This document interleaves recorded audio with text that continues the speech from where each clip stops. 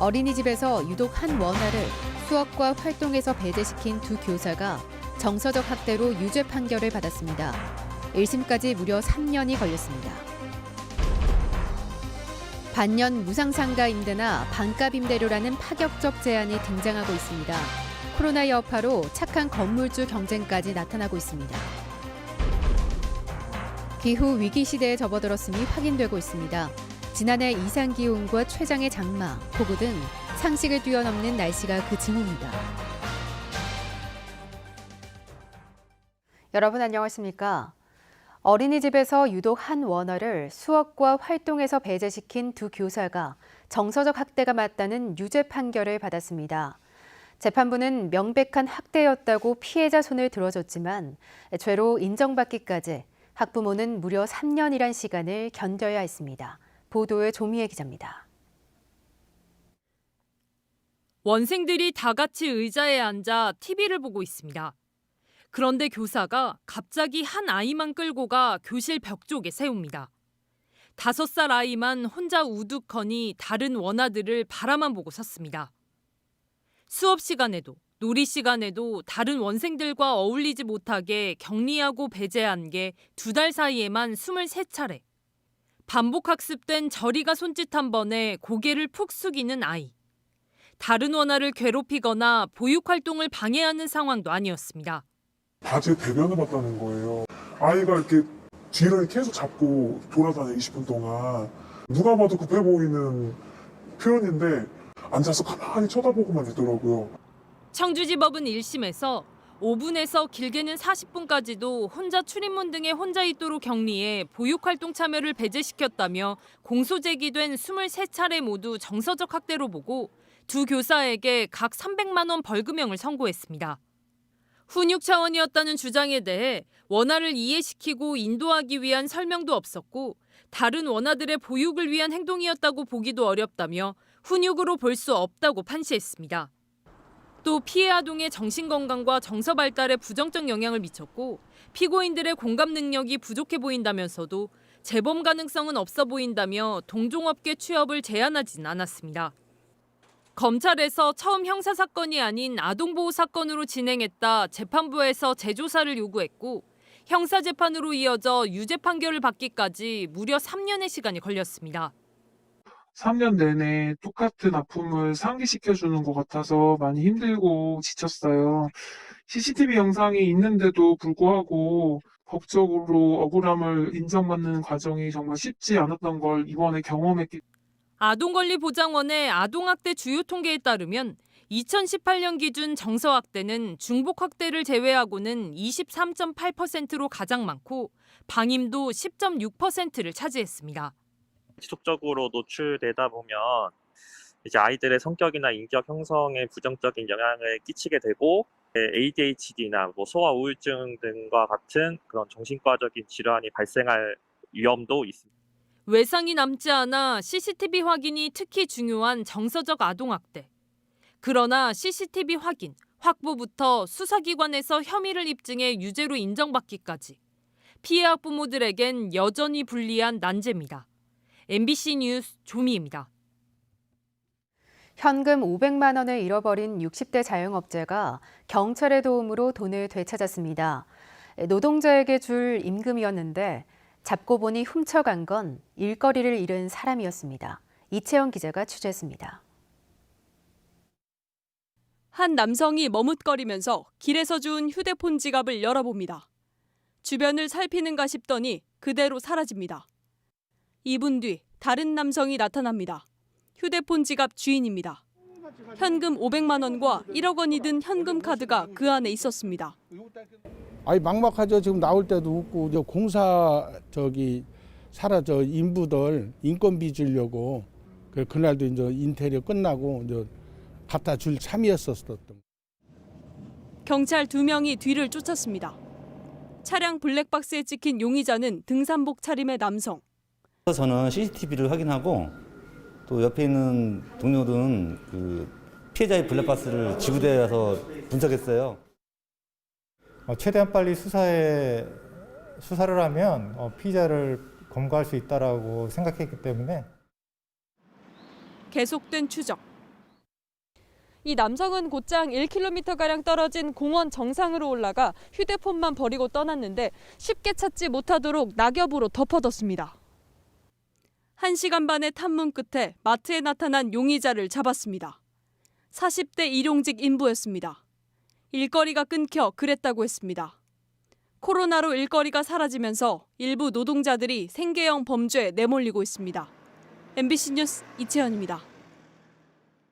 무섭게 값이 치솟는 아파트와 달리 공실 사태가 속출한 상가 임대차 시장에선 반년 무상임대나 반값 임대료라는 파격적 제한이 등장하고 있습니다. 일부 건물주들의 착한 임대료 운동은 임차인을 잡아두기 위한 착하기 경쟁으로 이어지고 있습니다. 보도에 심충만 기자입니다. 충북의 최대 상권으로 꼽히는 청주 성안길. 그중에도 특히 인기가 높다는 코너 쪽 1층 2개 점포가 나란히 빈 상태입니다. 6개월은 공짜, 이후 임대료도 반값이라는 파격적 제안에도 공실 사태가 반년째입니다. 그 사람들도 임대인으로서 남아야 할 거 아니에요. 옛날 생각을 하지 말고 낮춰야 된다. 이제는 그것도 회용 가치가 없어요. 50%를 해도 안 와요, 아무도. 주변 상점도 실제 체결된 임대차 계약 조건은 코로나 직전 시세의 딱 절반 수준. 우후죽순 공실 사태에 청주 최고 수준이던 이 일대 임대차 시세도 급변한 것입니다. 성안길이 얼마나 갈지 제가 35년 여기서 만 35년 부동산을 했지만은 이런 경우는 처음이라고 생각됩니다. 이렇다 보니 임대인 10% 정도가 선의로 시작했던 착한 임대료 운동은 거의 모든 건물주로 보편화됐고 팬데믹 초기 20% 정도였던 인하폭도 시세에 맞춰 절반까지 확대되기도 했습니다. 기존 임차인을 잡아두려면 경쟁적으로 착할 수밖에 없게 된 겁니다. 오셔갖고 요새 장사 안 되지? 그러니까 여쭤보고 안 됩니다. 그러면은 그래 당분간이라도 조금 더 깎아주겠다라고 이렇게 선뜻 나서시는. 도시 상권의 무게 중심이 옮겨갈 신규 상업지구에도 반년의 무상 임대 조건은 더 이상 파격적인 제한이 아닙니다. 공실로 놔두는 것보다는 그래도 누군가가 들어와서 영업을 해주시면은 내 상가도 살고 또 수익 면에서도 더 이롭고 그러다 보니까 이제 상가 공실과 임대료 감소가 상가 수익률 하락으로 이어지는 가운데 구상가의 경우 평균 10% 정도의 매매가 하락세도 감지되고 있습니다. MBC 뉴스 심충만입니다. 충북에서만 110명 넘는 코로나19 연쇄 감염을 일으킨 상주 BTJ 열방센터와 관련해 방문자 8명이 여전히 진단검사를 받지 않고 있습니다. 충청북도는 열방센터 방문자로 추정되는 127명 가운데 제천 4명, 청주 3명, 진천 1명이 검사를 거부하거나 연락이 닿지 않는다고 밝혔습니다. 또 자발적 진단검사 행정명령 기한까지 응하지 않을 경우 고발도 검토하고 있습니다. 충북에서는 열방센터를 찾은 도민 가운데 17명이 확진됐습니다.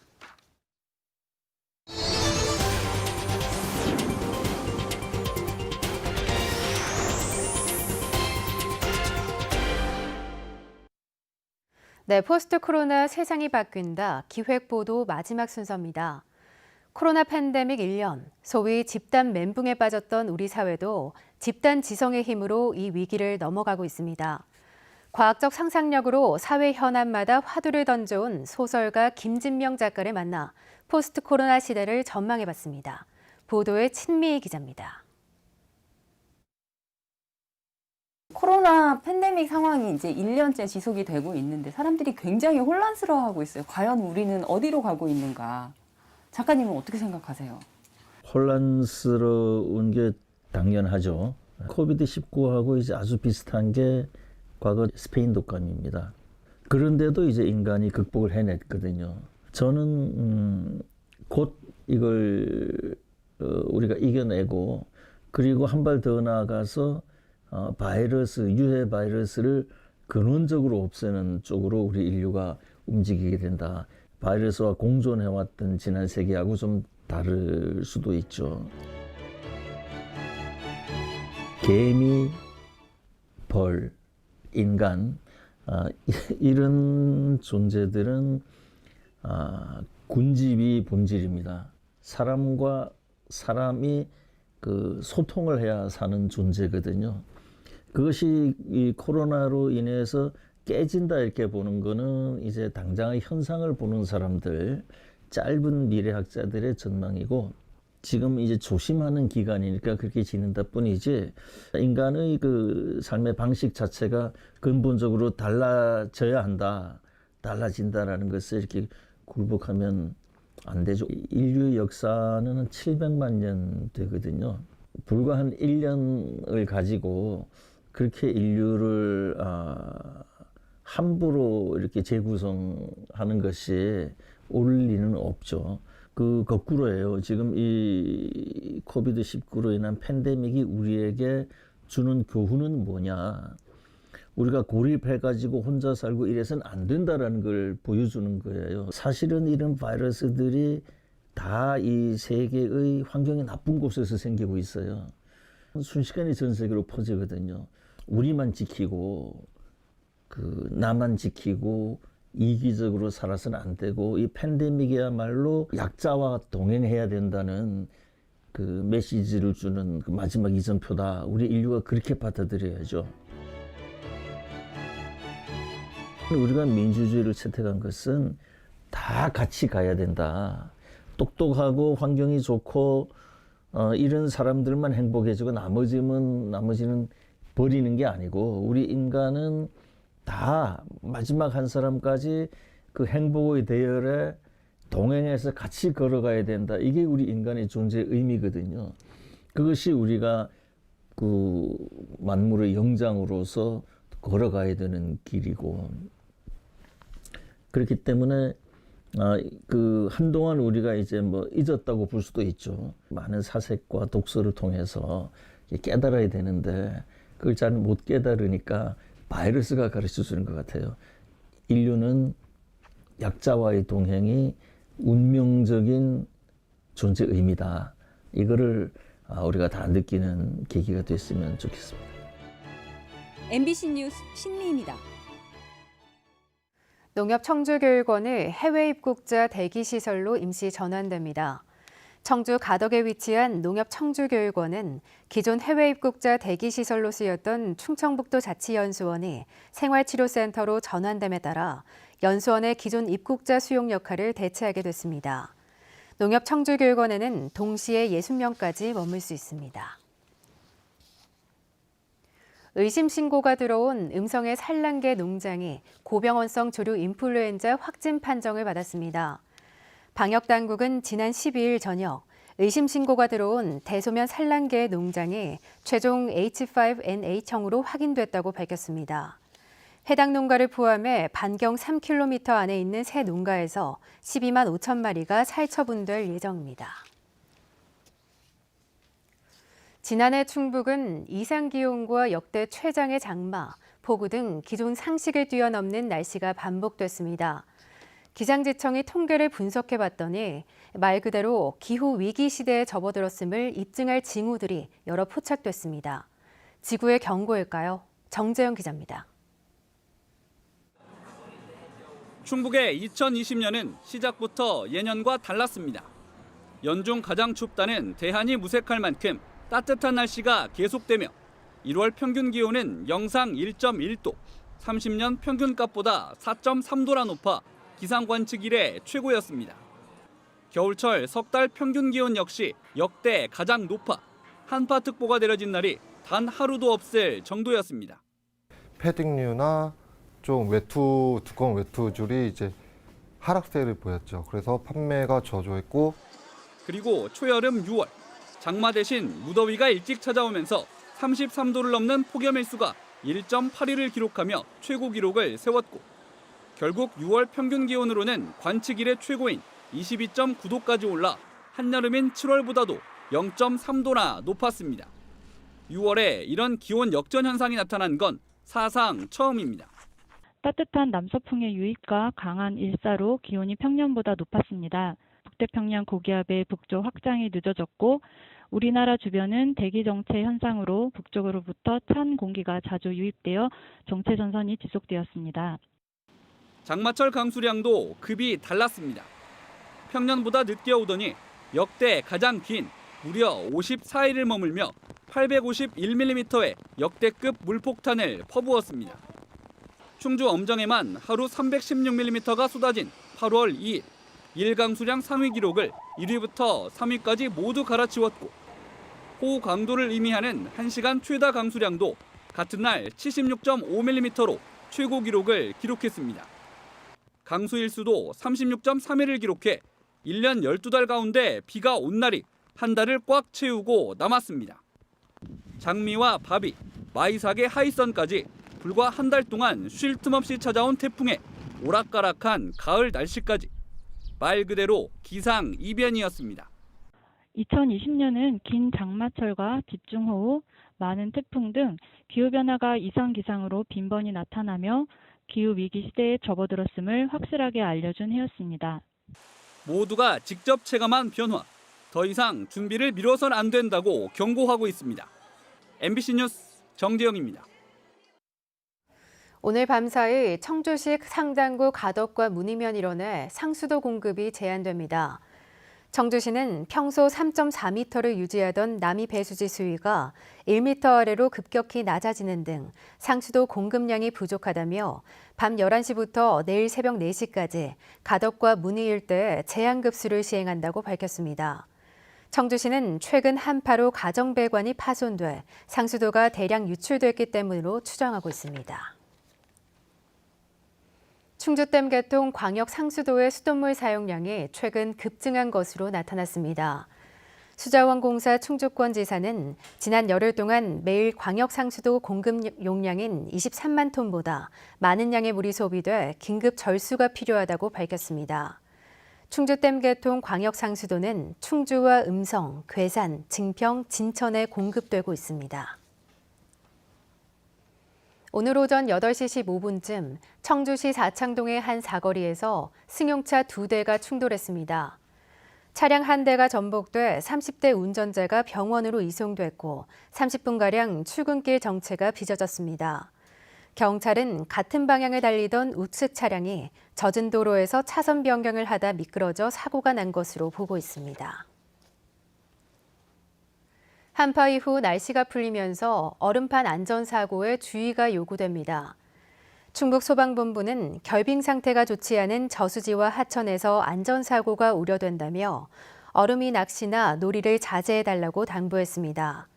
또 얼음판에 들어갈 때 두께가 최소 15cm 이상이 된 것을 확인하고 얼음이 깨져 사람이 빠지면 직접 구조하지 말고 긴 막대기나 플라스틱 통에 끈을 매달아 던지는 등 주변 도구들을 이용해달라고 안내했습니다. 충주시와 쿠팡 주식회사가 전국 당일 배송 업무 협약을 맺었습니다. 오수 농특산물 판로 개척을 위한 협약으로 충주에서 생산한 사과와 복숭아 등 특산물이 쿠팡을 통해 전국 각지에 하루 만에 배송될 수 있게 됐습니다. 지역에 따라 새벽 배송도 가능하며 충주시는 품목을 계속 늘리겠다고 밝혔습니다. 시 승격을 추진 중인 진천군이 새해부터 신규 전입제 지원책을 대폭 강화했습니다.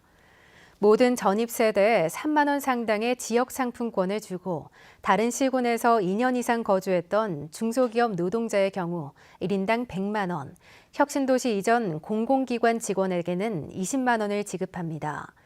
특히 전입 신고율이 절반도 안 되는 다가구, 다세대 주택 1인 전입자에게 20만 원을 지원합니다. 전입 후 6개월 거주였던 지원 조건도 전입 즉시로 완화했습니다.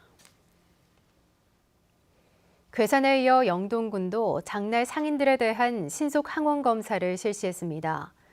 영동군은 장날을 맞아 무증상 확진 환자를 조기 발견하고 감염 확산을 성제적으로 차단하기 위해 노점상과 전통시장 상인 300여 명을 대상으로 신속 항원 키트 검사를 실시했으며 전원 음성으로 나왔다고 밝혔습니다. 뉴스를 마칩니다. 고맙습니다.